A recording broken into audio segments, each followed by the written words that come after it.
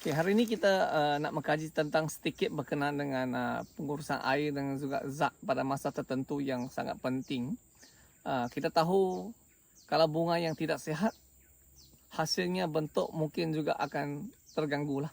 Contohnya kalau kita nak dapatkan bentuk buah yang bulat, dia memerlukan beberapa faktor yang kita harus perhalusi. Satu daripadanya air, kedua adalah dari segi pengurusan zat ataupun baja. Yang paling utama adalah semasa bunga yang berkembang ataupun dengan masa sebelum peringkat ini lagi, kita memerlukan kalsium boron yang tinggi. Terutamanya kalau kita nak mengatasi masalah ini, kita menggunakan CBK lah. Satu daripada caranya untuk mengatasi, dan ditambah dengan Bio B2. Kombinasi ini sebenarnya boleh membantu untuk meningkatkan pendabungaan dan juga memastikan buah kita dalam bentuk yang normal ataupun bentuk yang bulat, bujur sebenar. Dan kalau kita dapati kalau air tak cukup, kalau kekurangan air juga boleh menyebabkan zat yang nak dihantar, diserap daripada akar ke bunga ni juga akan berkurangan. Sebab bila masa musimnya kemarau, kita dapati juga kalau kita lihat di sini contohnya, kalau kita perhatikan ni, ada bunga yang di sini sudah kering.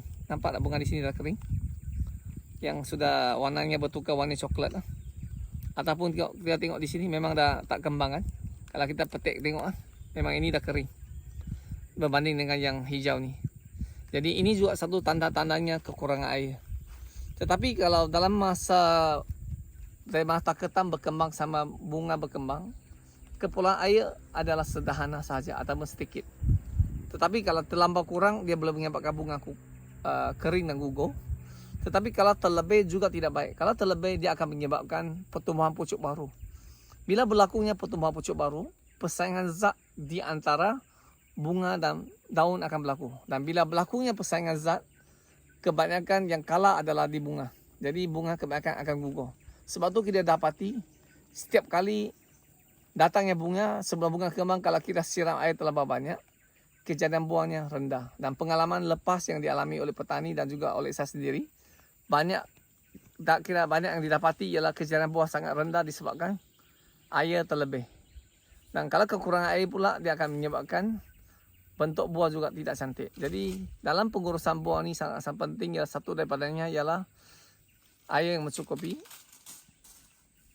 zat yang seimbang, terutama kalsium boron mencukupi, N harus rendah, P sederhana, K harus tinggi supaya kita dapat bunga yang sehat dan bunga-bunga yang kuat supaya pendabungan berlaku. Dan yang paling penting satu lagi ialah semasa bunga kembang, kalau boleh tidak melakukan penyiraman air dan tidak hujan. Kalau hujan dan penyiraman air, kegugurannya sangat tinggi. Jadi dari sini kita juga sangat penting lah dari segi pengurusan air ni.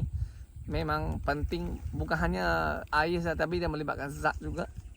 Jadi dalam penanaman durian ni, terutama musangking sekali lagi, dia sangat sensitif air. Kalau berbanding dengan contohnya di 24, IOI, mereka tidak sensitif.